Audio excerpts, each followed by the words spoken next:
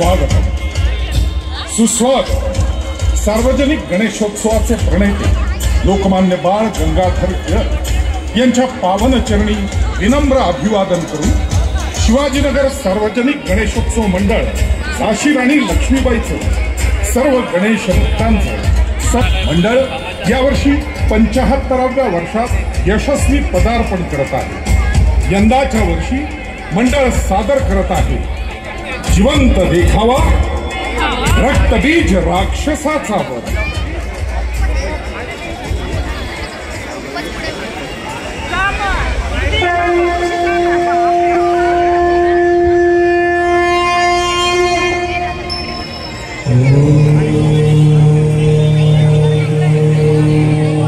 रंभ नावाच्या दैत्याच्या जळत्या चितेत त्याच्याच पत्नी महिषीने उडी मारली आणि त्यातून प्रकट झाले महिषासूर आणि रक्तबीज. रक्तबीज हुशार, बलवान आणि शक्तिशाली या त्रैलोक्यावर राज्य करण्याचा त्याचा मानस आणि म्हणूनच या त्रैलोक्यातील सर्व जीवजीवितांच्या लयाची देवता भगवान श्री शंकर यांची साधना तो अहोरात्र करत होता. तो त्या साधनेत इतका लीन झाला होता की त्याला कशाचंच भान उरलं नव्हतं. अखेर त्याच्या साधनेला फळ मिळालं. प्रत्यक्ष भगवान शंकर त्याच्या समोर प्रकट झाले.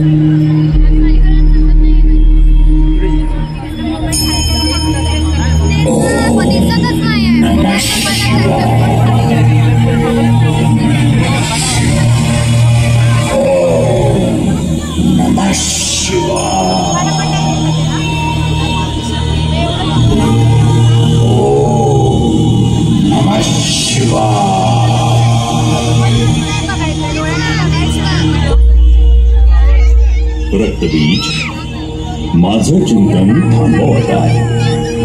काय हवंय तुला? का केलीस इतकी कठोर तपश्चर्या?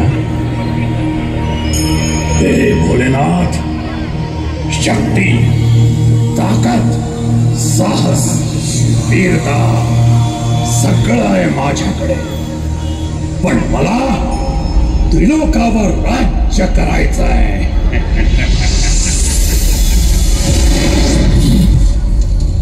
तुझ्या सामर्थ्याच्या जोरावर प्रयत्न करून बघ. शत्रू शक्तीनं अथवा युक्तीनं माझ्यावर मात करू शकेल. मला कोणी पराजित करू नये म्हणून मला अमर व्हायचं आहे.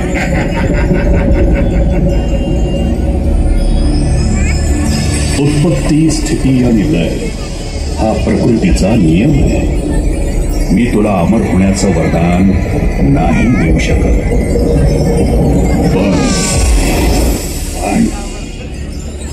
पण काय बघो, तुझ्या उत्पत्तीला थांबवता येणार नाही असा वर मी तुला देतो. तुझ्या रक्ताचा थेंब जेव्हा भूमीला स्पर्श करेल त्यातून तुझ्यासारखेच अनेक रक्तबीज निर्माण होतील आणि ही प्रक्रिया निरंतर असेल आणि म्हणून तुझा पराजय होणं अशक्य असेल. तथास्तु.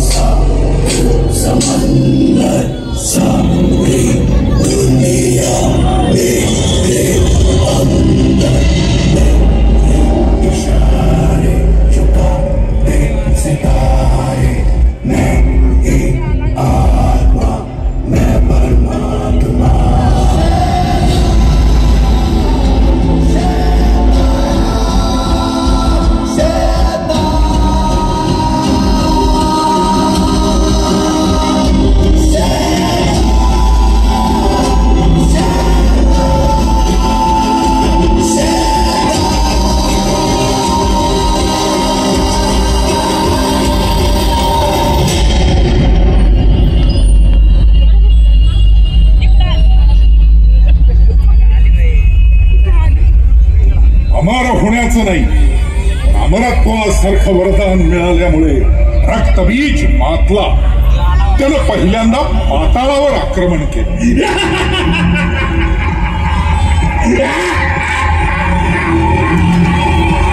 पाताळ लोकातील महिषी राजाला मारून तो स्वतः महिषीचा राजा झाला.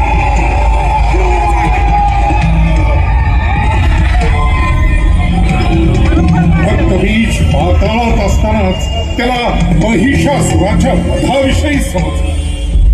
महिषासुराचा वध एका शक्तिशाली महाकाय देवीनं केल्याचं समजताच तो वेडापिसा झाला आणि त्या देवीचा वेड्यासारखा सगळीकडे शोध घेऊ लागला. पूजा पाठ करणाऱ्या ऋषी मुनींवर अनन्वित अत्याचार करू लागला.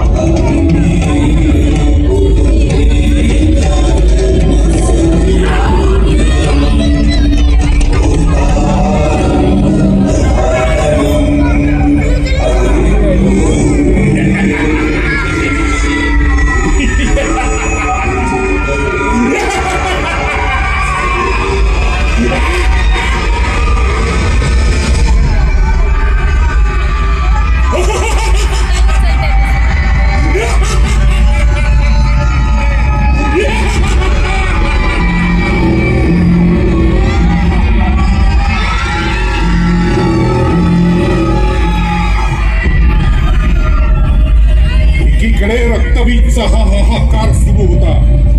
दुसरीकडे महर्षी कश्यपांचे पुत्र शुंभ आणि निशुंभ ब्रह्मदेवाच्या तपस्येत लीन होते. ओम ब्रह्मदेवाय नमः. ओम ब्रह्मदेवाय नमः. ओम ब्रह्मदेवाय नमः. ओम ब्रह्मदेवाय नमः. त्यांची ही साधना खास आयुष्यमान भव.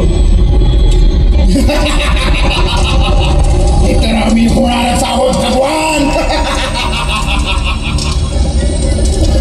आम्हाला अमर व्हायचंय आणि त्याच वरदान प्राप्तीसाठी तुमची साधना केली.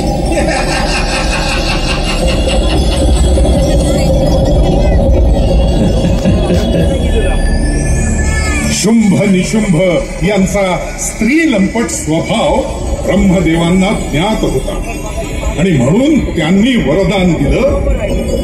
केवळ एक आदिशक्तीच तुमचा वध करू शकेल.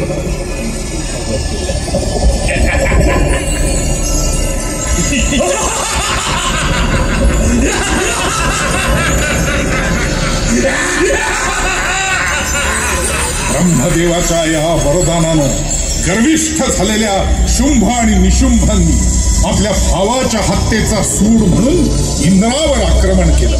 तेव्हा इंद्रदेव नृत्य गायनात रममाण होते.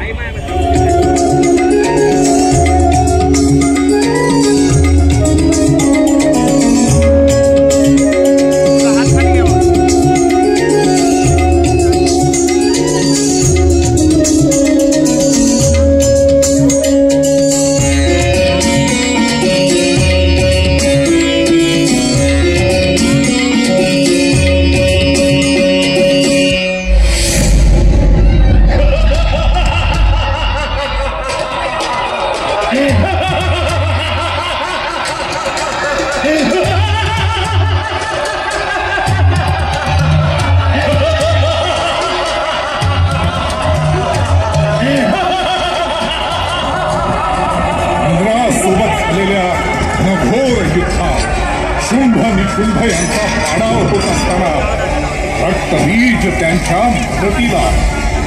रक्तबीजाची वीरता बघून शुंभ निशुंभ त्याच्याकडे आकर्षित झाले आणि स्वतःहून त्याचं सेनापतीपद त्यांनी स्वीकारलं. सोबतच स्वर्गातून अंतर्धान पावलेल्या सर्व देवांचा माग काढण्यासाठी आपल्या अत्यंत विश्वासू अशा 2 चंड मुंड राक्षसांना त्यांच्या शोधासाठी पाठवलं.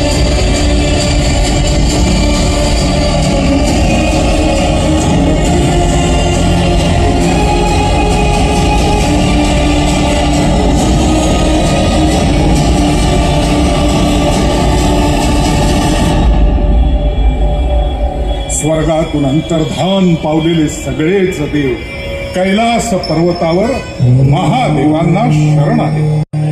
त्यावेळी भगवान महादेव त्यांच्या साधनेत अखंड बुडाले.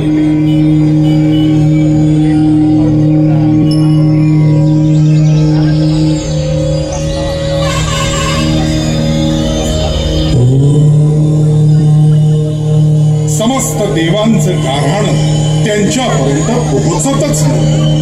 पण त्यांचा आवाज पार्वती मातेनं ऐकला आणि माता पार्वती त्यांच्या समोर प्रकट झाली.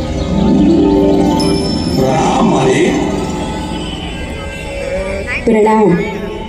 समस्त देवगणच कैलासावर अवतरले. नक्कीच काहीतरी खास प्रयोजन असेल. माते, आम्ही अनभिज्ञ असताना समस्त दैत्यांनी स्वर्गावर आक्रमण केलं आणि त्यांच्यासोबत महादेवांचं वरदान लाभलेला रक्तबीज आहे. ह्या संकटातून केवळ देवाधिदेव महादेवाच आभास तारू शकतात. देवाच्या घोर तपश्चर्येत बाधा आणि विघ्न आणण्याचं धैर्य माझ्या अंगी नाही. पण देवराज, युद्धभूमी सोडून पळणे हा पुरुषार्थ नाही. आपण युद्ध सुरू ठेवावं. काहीतरी मार्ग नक्की निघेल.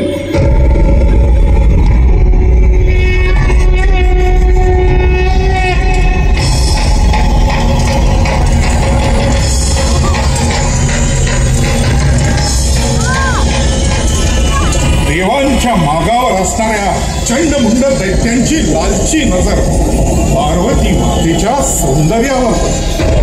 त्यांनी मातेच्या सौंदर्याचं वर्णन त्यांच्या धन्याला म्हणजे शुंभ निशुंभ यांना जाऊन सांगितलं. स्त्री लंपट स्वभावाचे दोघे ते वर्णन ऐकून वेडेपिसे झाले आणि मातेला मिळवण्यासाठी त्यांनी पुन्हा चंडमुंड यांना कैलासावर पाठवलं.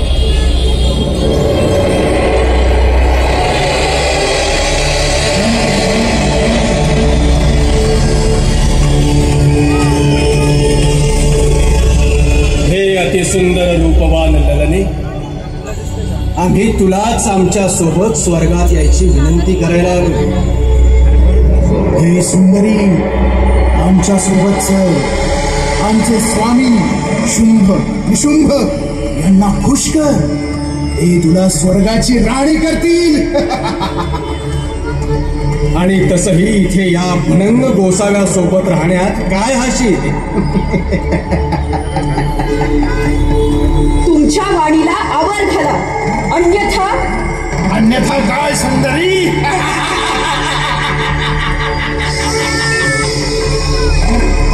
तुमच्या वाणीला लगाम द्या आणि याचं भान ठेवा की तुम्ही एका स्त्रीशी बोलता आहात, जी स्त्री तारूही शकते आणि मारूही शकते.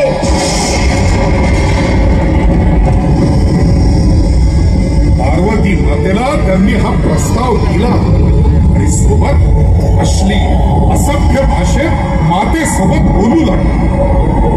मातेचा क्रोध अनावर झाला. उग्र रूप धारण करून तिने चंडमुंडांचा वध केला. त्या रूपाचं नाव झालं चामुंडा.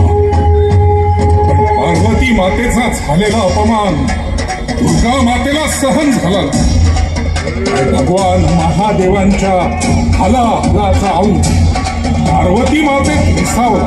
पार्वती माते प्रकट झाली. महाकाली.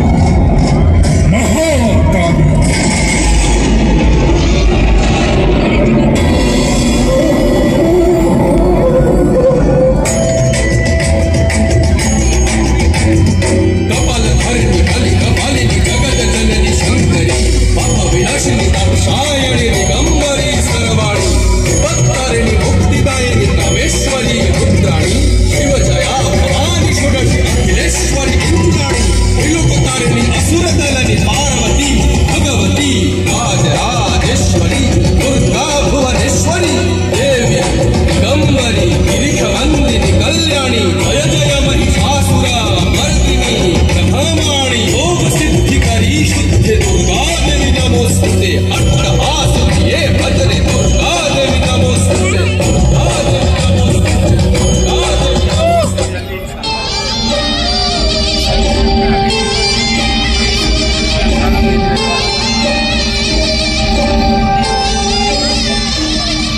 संहारकं श्यामवर्णधारणं दैत्यवंशनाशकं विनाशकं काली संहारकं श्यामवर्णधारणं दैत्यवंशनाशकं विनाशकं चले संताप बढ़े हरी बहर संसार थमे हम की अरज है नहीं सुने पर प्राण में तू है अकाली के जन्म मरण का मोह मिटे मेरी शक्ति लहू में बहे जन्म मुंड धारे मामा चंडी के तेरा ही आसरा हो